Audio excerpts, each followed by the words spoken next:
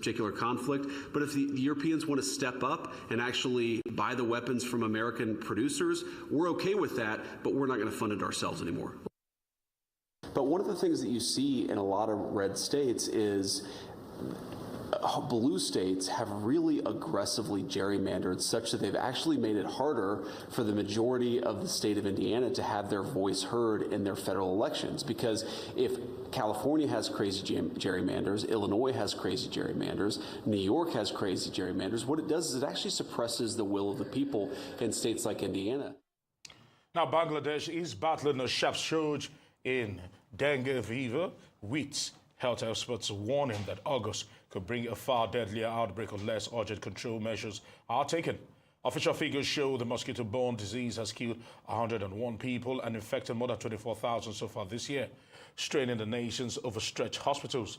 19 deaths have already been recorded in August, after 41 in July, more than double June's toll.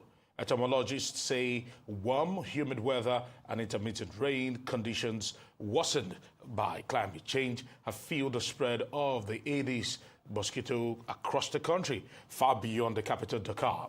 Rural health concerns are limited because of capacity, and they are now facing rising caseloads. Authorities are urging residents to use mosquito nets, apply repellent, drain stagnant water, and join community cleanup drives. Experts fear August could see triple July's infection, with cases peaking in September, raising the risk of one of Bangladesh's worst dengue season since the record outbreak of 2023. In other news, Israel's military says it's killed Anas al-Sharif.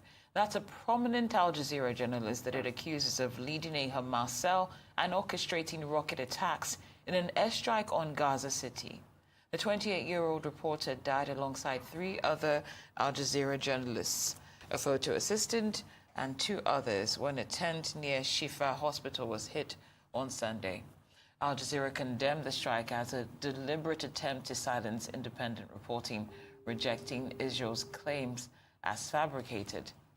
Press freedom advocates and a UN expert say no credible evidence has been presented linking al-Sharif to Hamas. Al-Sharif, widely recognized for his frontline coverage of the war, had posted on X minutes before his death about intense Israeli bombardments. Hamas warned the killing could signal the start of a new Israeli offensive in Gaza, where a hunger crisis deepens after nearly 2 years of conflict. The Gaza government media office says 237 journalists have been killed since the war commenced, while the Committee to Protect Journalists places the toll to at least 186. Now, Israeli Prime Minister Benjamin Netanyahu says a new offensive to seize Gaza City will begin fairly quickly, describing it as the only way to dismantle Hamas and free remaining hostages. Speaking after a call with U.S. President Donald Trump, Netanyahu said the operation would focus on 2 Hamas strongholds, with civilians moved to designated safe zones.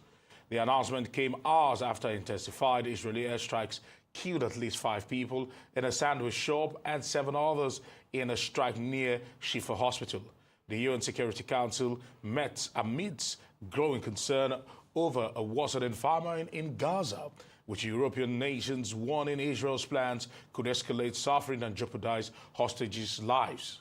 Now, Gaza health officials say more than 61,000 Palestinians have died since the war began in October of 2023, while malnutrition deaths now exceed 200, including 100 children. Now, 8 agencies accuse Israel of restricted humanitarian access, a claim it denies, blaming Hamas as reports emerged of airdrops killing civilians. Israel's Security Cabinet instructed the IDF to dismantle the 2 remaining Hamas strongholds in Gaza City and the central camps. Contrary to false claims, this is the best way to end the war and the best way to end it speedily. Expanding military operations will only endanger the lives of all civilians in Gaza, including the remaining hostages, and result in further unnecessary suffering. We need to place responsibility where it lies, with Hamas, and hold it and other Gaza terrorist organizations fully accountable. Today's meeting, like so many other recent actions, undermines those efforts. Israel has accepted 3 ceasefire proposals. Hamas consistently rejected them. It is not negotiating in good faith. Australia will formally recognize a Palestinian state at the United Nations General Assembly in September in what Prime Minister Anthony Albanese says is an effort to revive the stalled 2-state solution. Announcing the decision after a cabinet meeting on Monday, Albanese stressed that recognition is contingent on assurances from the Palestinian Authority that Hamas will have no role in the governance of any future state. He described the move as a step toward ending the violence, suffering and starvation in Gaza. Albanese called the 2-state solution humanity's best hope for breaking the cycle of conflict in the Middle East, saying Australia's recognition would add momentum to global efforts for peace. The announcement comes amid mounting international pressure for concrete political solutions to the war in Gaza, which has killed tens of thousands of Palestinians and left the territory on the brink of famine. Today I can confirm that at the 80th session of the United Nations General Assembly in September, Australia will recognise the State of Palestine. Australia will recognise the right of the Palestinian people to a state of their own, predicated on the commitments Australia has received from the Palestinian Authority. We will work with the international community to make this right a reality. Australia is making this statement today following our Cabinet meeting as part of a coordinated global effort building momentum for a 2-state solution. Over the past fortnight, I have discussed this with Prime Minister Starmer, President Macron, Prime Minister Luxon and Prime Minister Ishaba, as well as Prime Minister Netanyahu last Thursday and President Abbas last Tuesday. A 2-state solution is humanity's best hope to break the cycle of violence in the Middle East and to bring an end to the conflict, suffering and starvation. You're watching New Zealand Rise News. Plenty more still ahead. Just stay with us.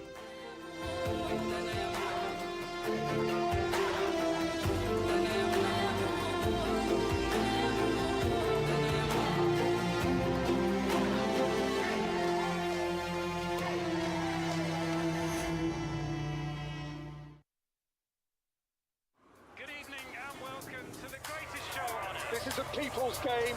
They will be bubbling about this one for weeks and months to come. Let's go!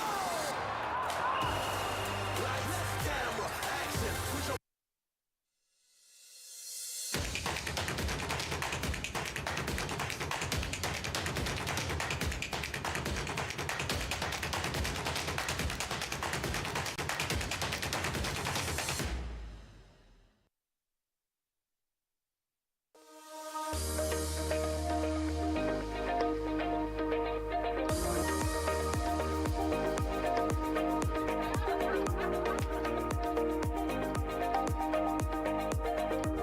Rise and shine, Nigeria. Your mornings are our passion.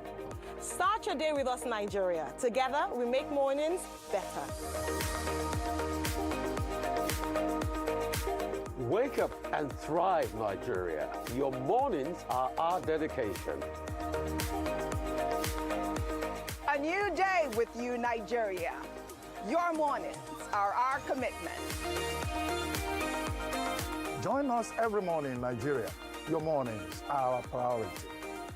There is a reason why Nigeria wakes up with us. Every morning, we deliver the news you need to know. We speak to the voices that matter.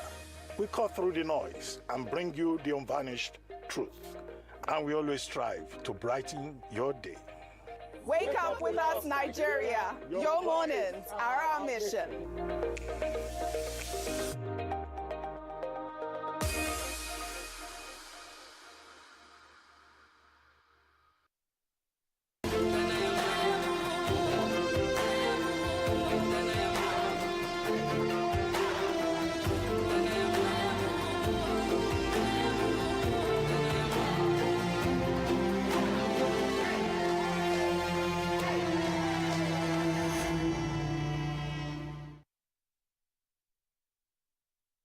Welcome back to Newsday. Thank you for staying with us. The management of the Olusegun Obasanjo Presidential Library, OOPL, in Abeokuta, has condemned a raid by the Economic and Financial Crimes Commission, EFCC, early on Sunday, which led to chaos and injury among guests at a private event.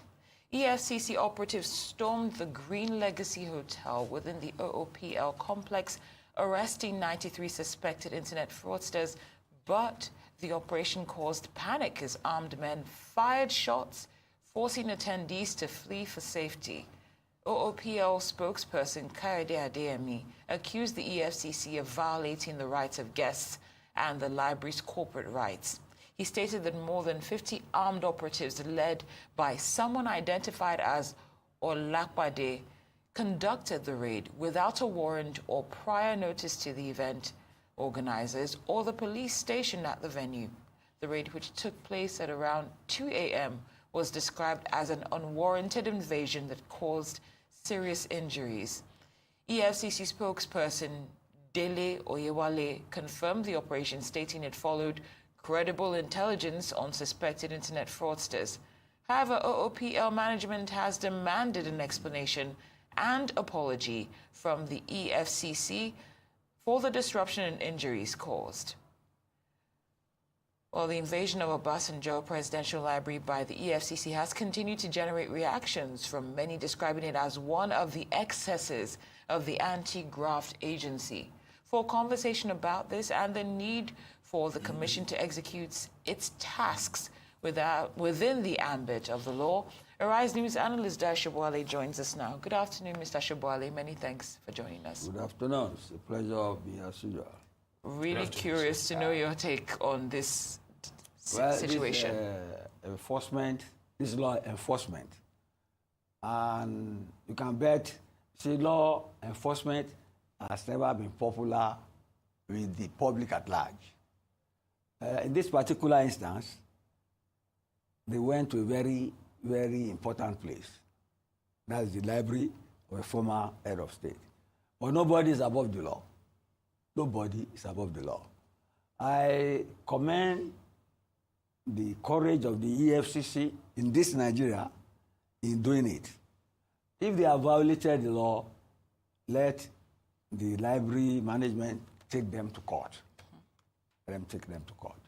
As to the fact that they did not inform the event organizers before coming, I mean, that is it's not on.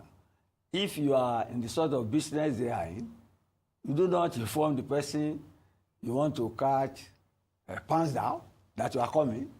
They will have made arrangement. It is on the surface of it, because they have not given notice, and nobody has said that they showed them warrant. But if they have gone to the place for a social event, they need some element of surprise in carrying out what they have come to do. So it's a mixture of compliance with the law and implementing the laws of the land. So let's look at it from those angles. But some will say that, like they always say, law, where one man's right stops is where another one begins.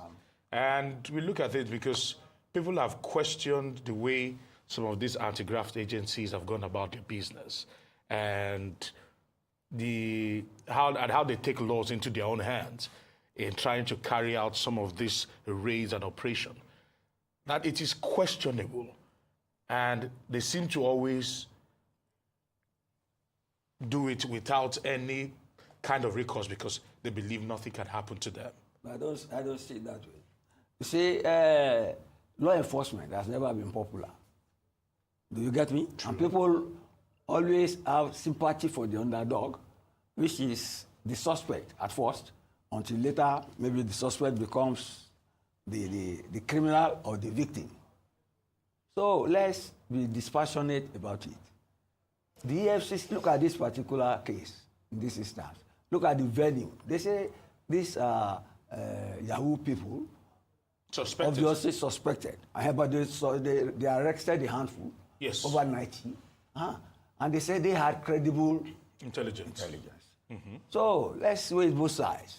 They have no right to violate the rights of the organizers or the Yahoo boys. Although, if they did not have enough evidence, I don't think they would have arrested them. They know who they came for. So they arrested them. The onus on them now is to charge them. And they should do that within the stipulated time, which is 24 hours, or thereabout. They should charge them to court, and those who are not found chargeable should be released.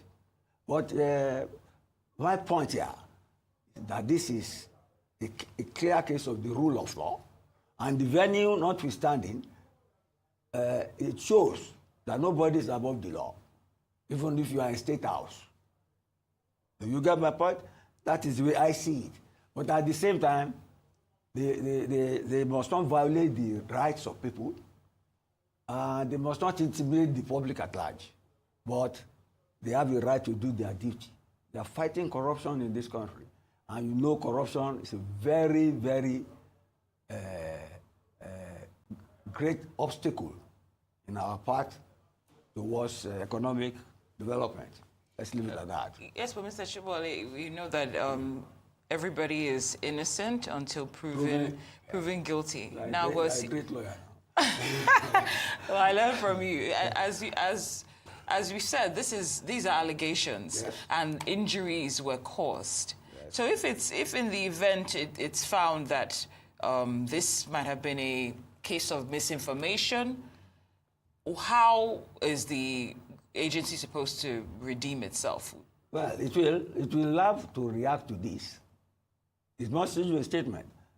You see, you can't just look at the press report, which is pro the organizers and the venue. It's very biased in that side. So I expect the EFCC by now to issue a statement, maybe the next 24 hours.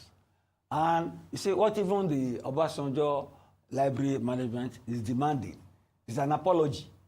They did not say these people had no right to do their job, because it's not their surprise. It's part of the element of performance in the way they execute their duty. Let them do their duty. Let them fight corruption, even in high places. You get me? To have gone to a place like that shows that they are bold enough to fight corruption. I commend them on that.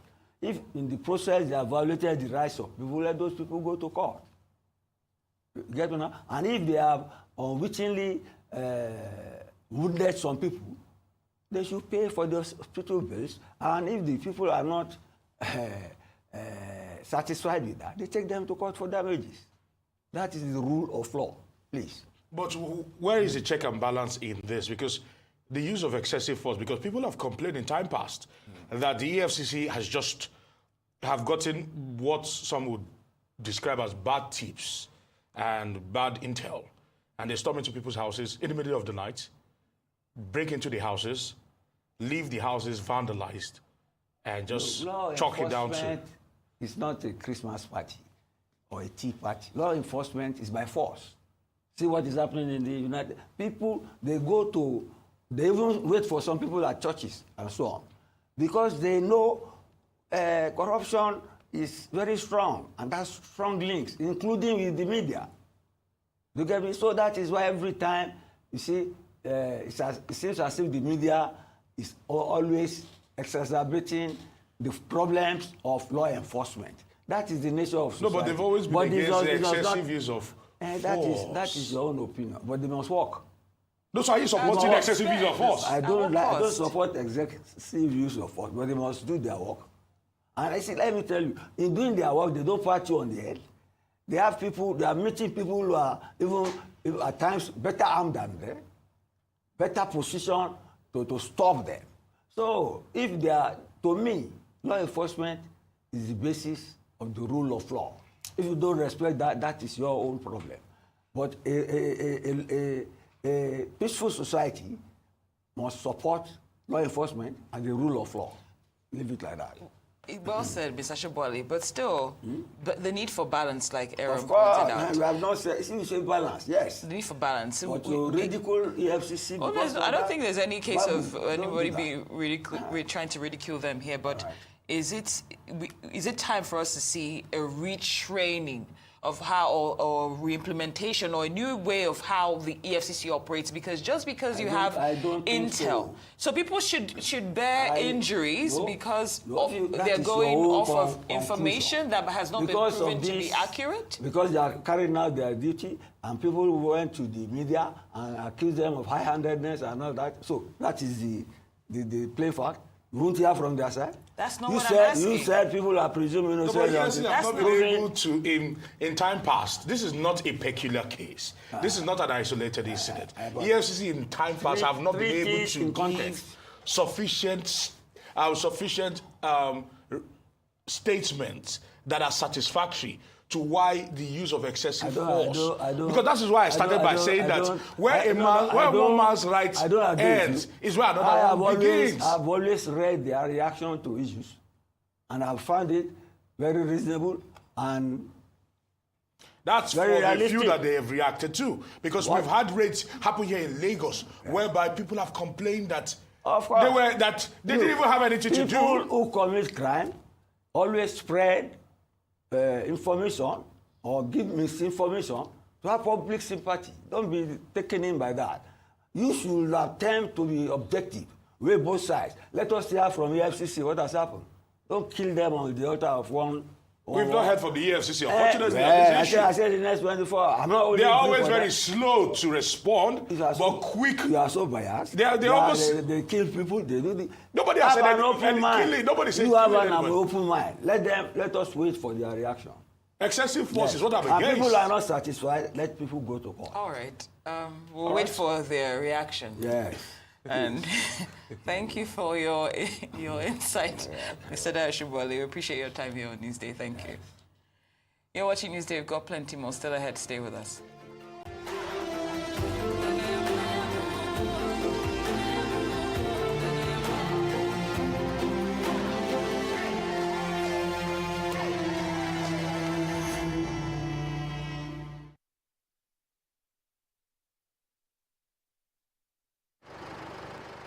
Emergencies happen when you least expect them to. It gets worse when you are cash-strapped. No need to despair. First Advance has you covered. You can get that urgent cash right now on First Advance. With First Advance, salary earners can get up to 50% of their salary. No hassles. As long as you earn a monthly salary and your salary account has been active for at least 2 months. It doesn't matter if you run a salary account with First Bank or any other bank. Just dial *894*11# or simply dial *894# on your mobile phone. What's more, when you open a First Bank salary account, you can enjoy 0 charges and free debit card issuance. Download the First mobile app on Play Store or App Store today. Log in to experience First Bank digital banking. Select Loans, select First Advance, and follow the prompts to receive your loan. Don't let that urgent need get the best of you. Get First Advance now. It's as simple as dialing *894*11#. First Advance. Fast, convenient, secure. You first. First Bank. For 9 electrifying seasons, the eye never blinked. Because in this house, the cameras never miss. Season after season of extraordinary moments. Bold game plans, power moves that shook the house, and romance that kept hearts guessing. Even then, you've seen nothing yet. This BB Night Jazz Season 10. No filters, no scripts, no holding back. Because it's 10 times the drama, 10 times the rivalry, 10 times the game. This is certified. No zero, no minus. Big Brother Night Jazz Season 10. Showing 247 on DSTV 198. Go TV 49. Go sponsor Guinness.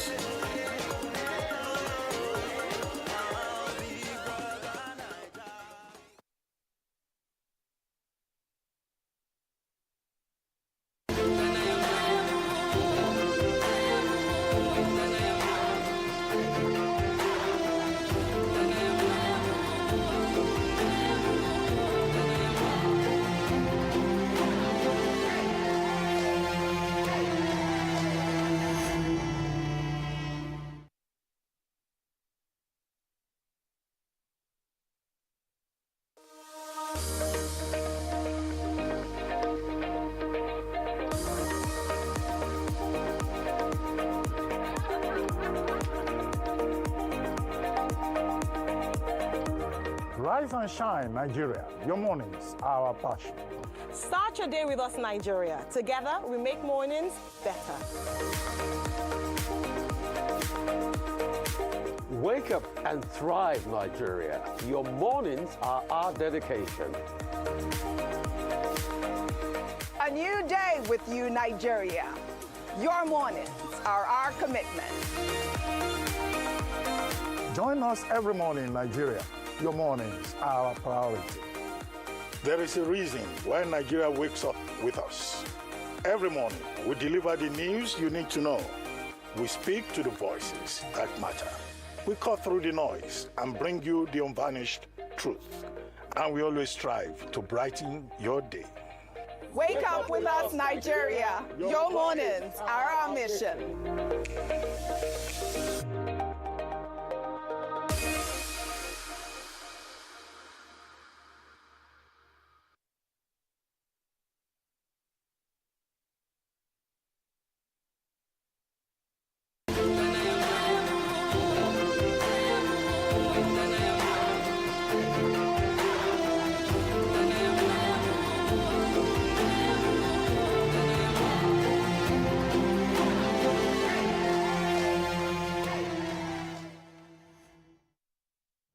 Welcome back to Nigeria No Rise News.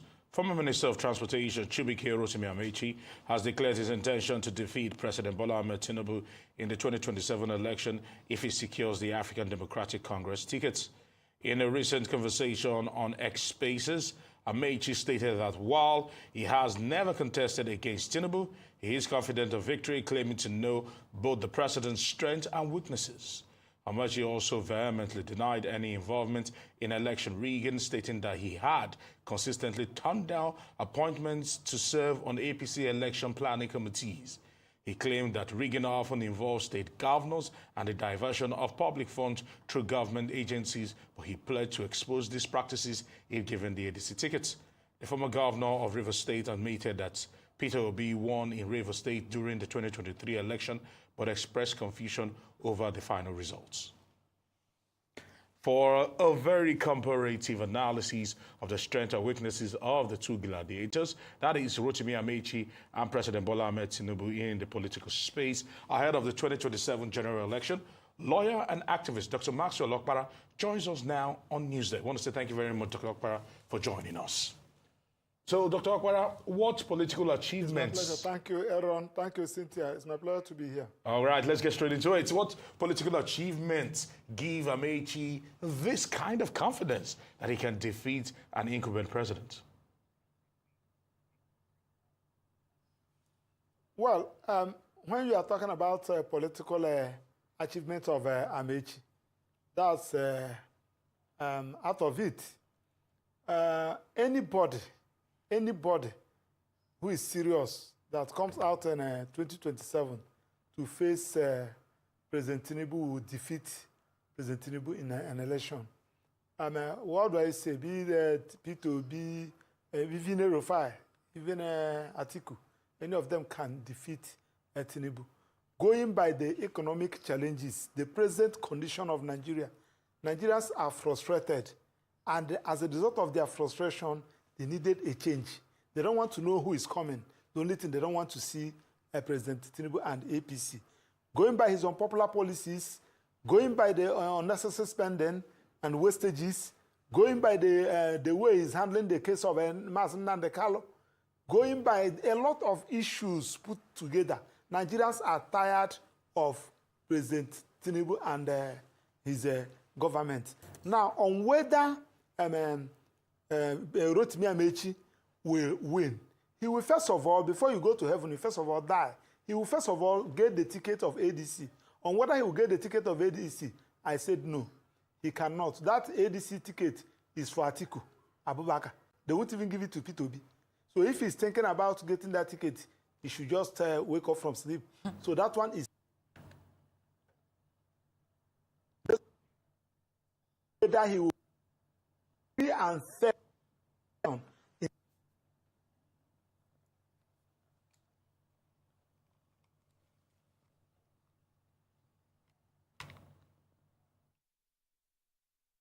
The illegal sole administrator in Rivers State, continue to consider people, spread the appointment, not this one that is giving only the Yorubas and what have you, then Nigeria can begin to consider him. But if, as we speak today, Nigerians are tired of President Tinubu, that is the naked truth, which I believe some of all those his media aides will not like to hear.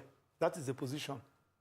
All right, we certainly hear you, and I think we'll come back to which political party Amechi should look to, get the presidential ticket, since you said ADC is out of the question. But how does Amechi's track record as governor and minister compare to what some may call the president's political accomplishments? Well, all of them, they are together, they are the same. All the people that have ruled this country, either as governor or as a minister, they are all the same, because they are collectively, they have put Nigeria in what we are today. But you see, where there are two evils, we choose the lesser one. Now, Amechi had a very bad record when he was minister. Because when he was minister, if you watch, he was minister for transport for 8 years. No single railway in the whole of the South. South, and Southeast. Now, when he was the governor, he crippled down judiciary in Rivers State.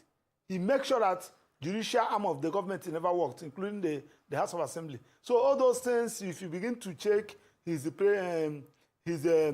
antecedents politically, is nothing to write home about. But if you are bringing it with the present situation now, just like as I said, the other two evils, to choose the lesser one. You will consider him, you will prefer him as against President Tinubu, based on what we are, which one are you even talking about in this present situation? So it's not as if that he's a good man. It's not as if that he has a good record. Amechi never have good record, even as a minister or as a governor. Likewise, Atiku and Olufai and all of them. But going by what we are having now, everybody, if you ask average Nigerian on the street, not all those ones that are benefiting from them, they will tell you that we need a change. Let Tinubu go. That is the naked truth.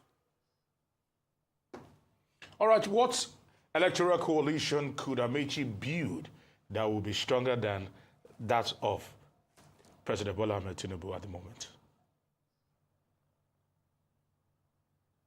Just like as I said, at least he has something to tell people as against Tinubu that they have been tested, because I have not been tested as a president. He can come out to tell the people of the Southeast, the Igbos, that if you vote me in, I will release Mazen and the Kalu for you, which President Tinubu will refuse to do. He can tell the Northerners and the South and some Southerners that if I enter there, I will spread the appointment. Not this one President Tinubu is giving his own people. He will tell people that I will make sure that anybody that retired, I will make sure that the person go and another person will come in. As against what Tinubu is doing, CG, Controller Custom will retire, he will extend his tenure. Inspector General of Police will retire, he will extend his tenure. Everybody will retire, he will extend his tenure based on their personal gain.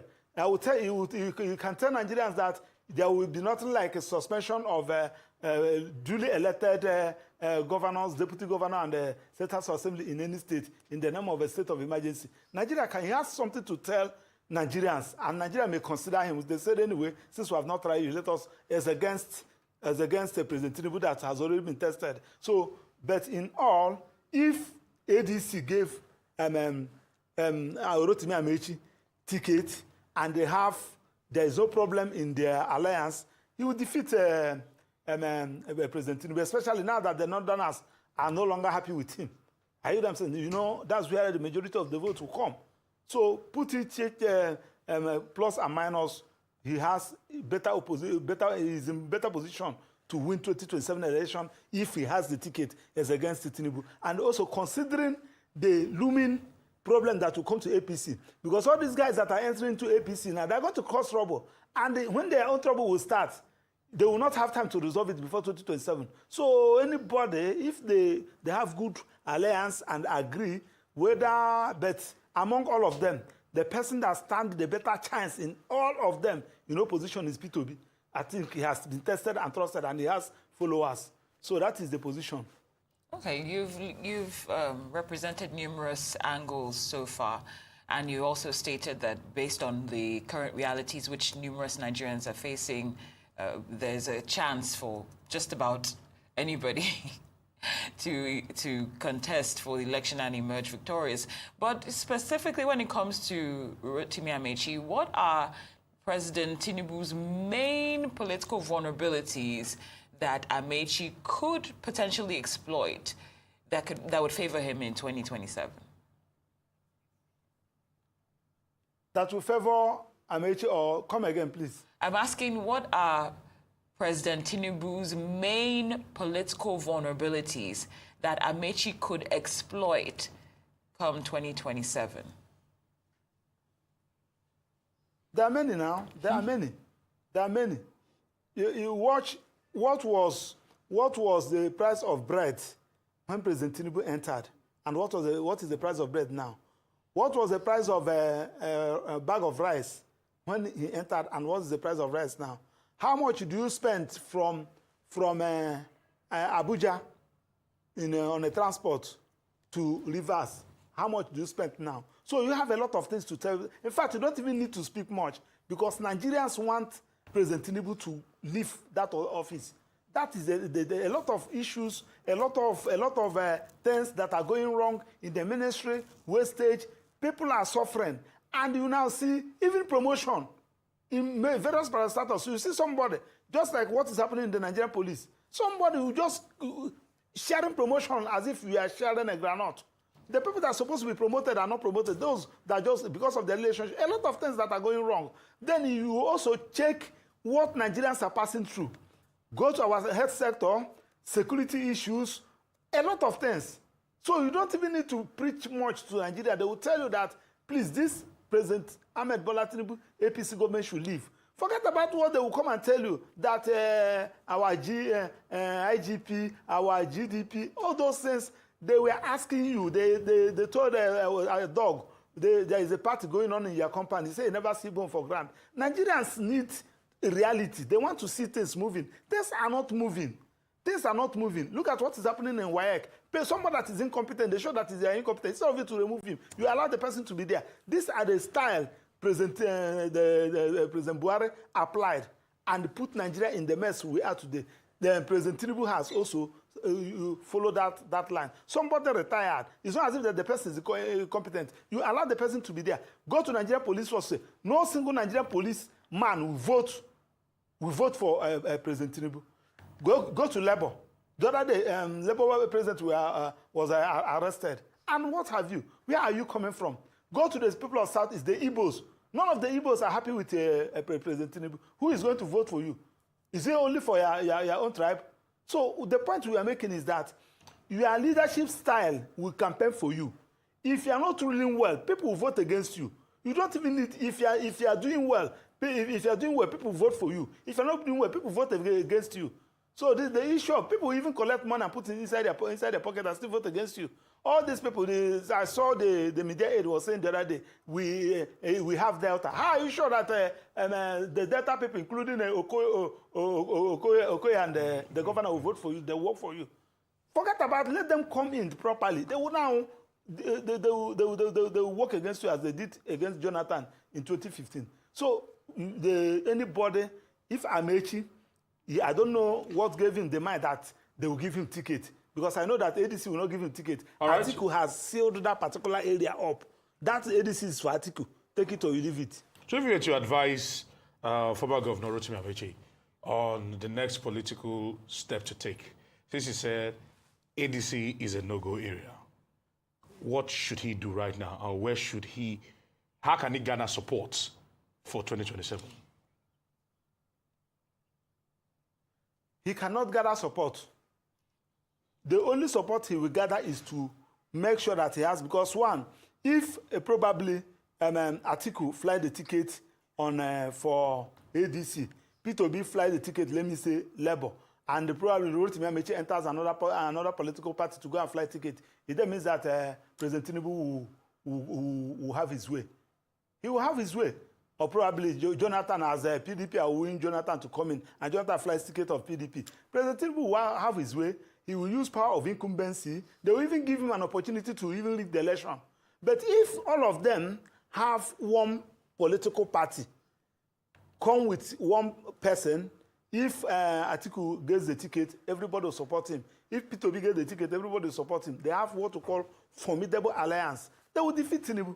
But if everybody on his own, if you like, go to any distance, nobody, because the election is going to be between APC and for Ahmed Tinubu and the Nigerians.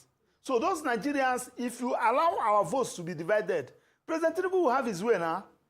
That's the political calculation there. So if they did not give him ticket for ADC, he should be able to support whoever that emerges. He should not even try to go to all this mushroom political party, all those and all these things. They will not fly, except he's just coming to answer for one-time presidential candidate of a party. So that is the simple truth. So the best opportunity for him is ADC, if he will get the ticket. But I know, that's my own personal opinion, from my own calculation, from what I'm seeing that is happening, he will not get that ticket there.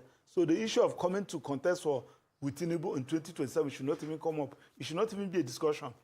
But I don't know what is giving him the... He's an insider, I'm an outsider. Maybe he knows more than I do. So that is the position. I'm just speaking based on what is happening in Nigeria. And as somebody who is living in Nigeria, who is a private practitioner, I'm everywhere. This is my own analysis, which I believe is the opinion and the view of every other Nigerians. Oh, Mr. Maxwell Okpara, we'd like to thank you for sharing your opinions with us here on Newsday. We appreciate your time. Thank you. You're watching Newsday. We've got plenty more still ahead. Stay with us.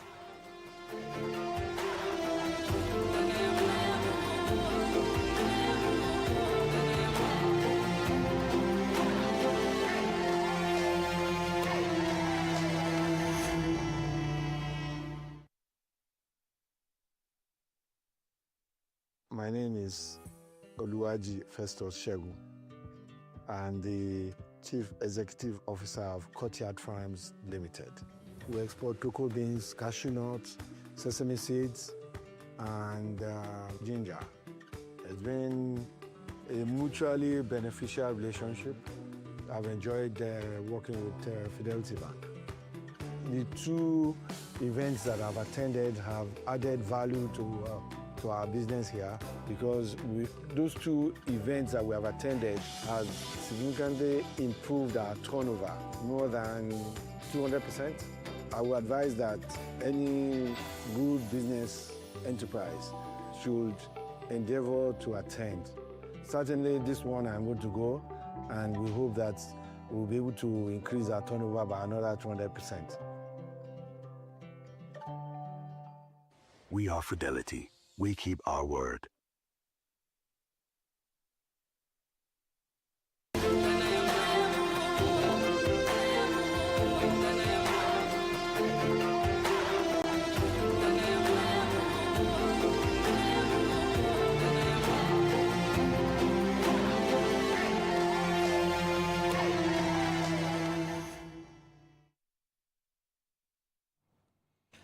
This is watching Newsday on Rise News. Now, following the persistent attack on Boko's local government area of Plateau State, the state government has commenced the construction of a major bridge in the local government, which will aid the rescue operation. Arise correspondent Douglas Francis files in this report.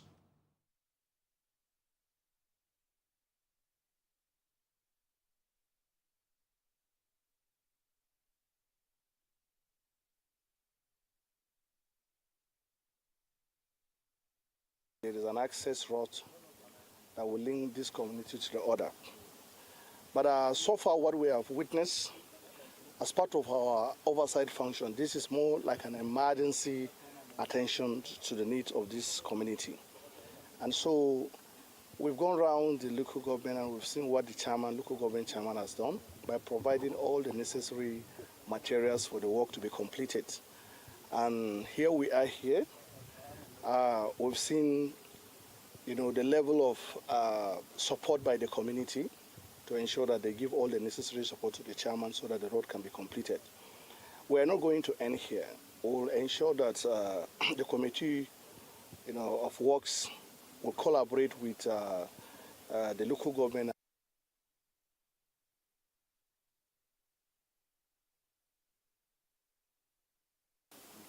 By God's grace, tomorrow morning, work will resume at the site.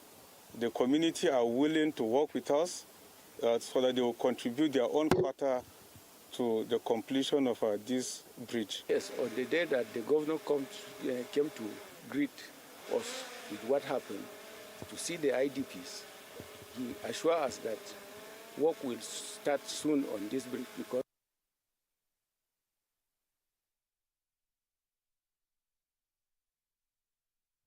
Bringing together Ogwashiuku indigents from across the United States, the Ogwashiuku Association USA Incorporated wraps up its 12th biennial convention and fundraising gala night in Maryland, a tradition that began in 2000 to strengthen community ties and support development back home. Arise correspondent Jemima Boloko was there to capture the moment in our reports. The colorful event features cultural performances, networking, and a major fundraising drive themed around Ogwashiuku Civic Center, a project underway for 2 years and making significant progress. The association, a charity organization, has a long history of giving back to its community. A hall that can help the seniors back home, and this Civic Center has a lot of spaces that when completed and functional will benefit everyone. The community center has been a building that our people have been trying to do for some time. We now said, okay, let's see what we can do to raise some funds to be able to fund this. The place our people can come and have some, event, do weddings, do several things. Even when our children travel from here to Nigeria to Ogwashiuku, they have a place. It has commissioned ultra-modern classroom blocks at several secondary schools in Ogwashiuku, showing its strong commitment to education.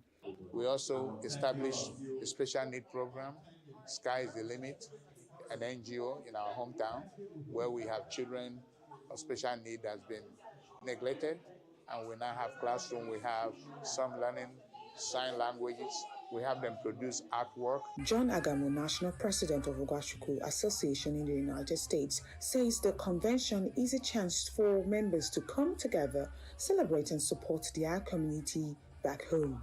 He highlights ongoing efforts in building schools, providing medical assistance and community development. We do a lot of schools. We build schools, medical assistance, community development. So this year convention is for the building of our civic center. Other members also thank the community and reaffirm their commitment to the Civic Center project. And I believe that it will be a hub for cultural integration, development, and people that just socialize. And definitely will raise some money for the people of Ogwashiuku. I'm very glad that I'm part of this, and the turnout has been great. We are very grateful. Civic Center has had some issues, but our goal is to make it and manifest that issue and make it something that is doable, and we plan to get it done. Coming here is to be able to raise some money to be able to build and complete our Civic Center. So every guest is welcome.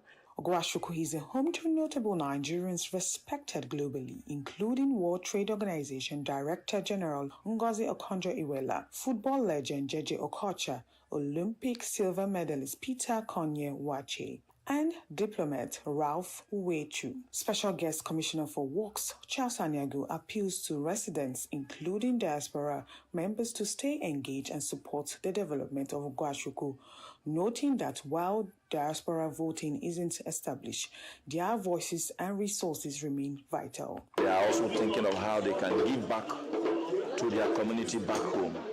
And that is one of the things that our governor, Right Honorable Sheriff Obowole, appreciates. That while the government is making effort to add value to different communities, individuals who also well to do should be able to see how they can also contribute. We have several times made call to individuals who are well to do, whether within our country, Nigeria, or outside Nigeria.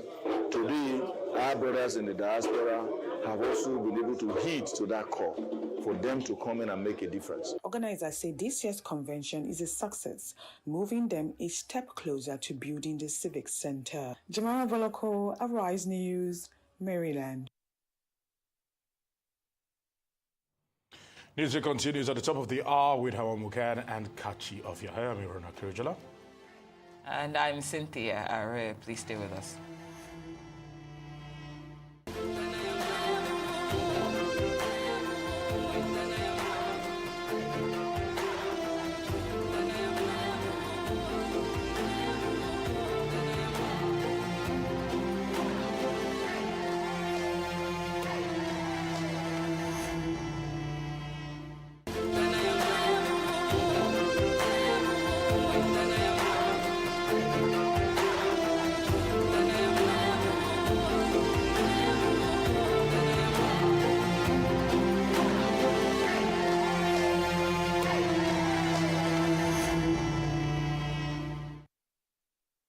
For 9 electrifying seasons, the eye never blinked. Because in this house, the cameras never miss. Season after season of extraordinary moments. Bold game plans, power moves that shook the house, and romance that kept hearts guessing. Even then, you've seen nothing yet. This BB9 Jazz Season 10. No filters, no scripts, no holding back. Because it's 10 times the drama, 10 times the rivalry, 10 times the game. This is certified. No zero, no minus. Big Brother 9 Jazz Season 10 on Showmax. Welcome to the Intra-African Trade Fair 2025, the gateway to abundant opportunity, the platform for more, access to a continent with more makers and creators, more technology and manufacturing capabilities, more innovators and collaborators, more information and knowledge, a continent of opportunities for business in more markets and resources that accelerate progress and create space for more infrastructure, connectivity and networking, more creativity, production, and more deals for the people. Afrexim Bank, in collaboration with the African Union Commission and the AFCFTA Secretariat, brings you the 4th Intra-African Trade Fair, hosted by the People's Democratic Republic of Algeria. Over 2,000 exhibitors, 35,000 plus attendees, 140 plus countries, $44 billion in trade and investment opportunities. Register now and enter the gateway to new opportunities.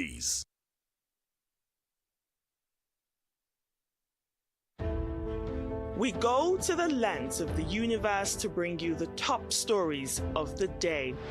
From the breaking news to the big stories, from Nigeria, across Africa, and the world, we bring a unique perspective. A Nigerian perspective, an African understanding of global events as they occur.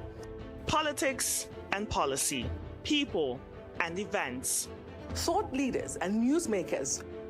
Innovation, technology, culture, and the arts, as well as everything else in between.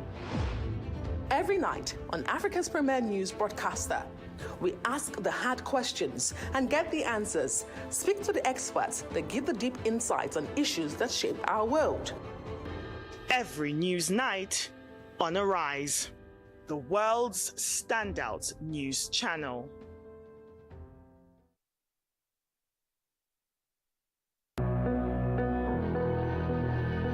Feel the pulse of the planet. From New York to Nairobi, London to Lagos. Our world is connected. Our stories intertwined. Join us as we navigate the news that shapes our lives. News through the voices that live it, the experts that make sense of it, and the leaders that shape it. Our network of correspondents around the world ensure that you don't miss a thing. Trust us to bring you unfiltered news, deep dives, and powerful conversations. The world never stops, and neither do we. Every second counts, and every story matters. Give us 6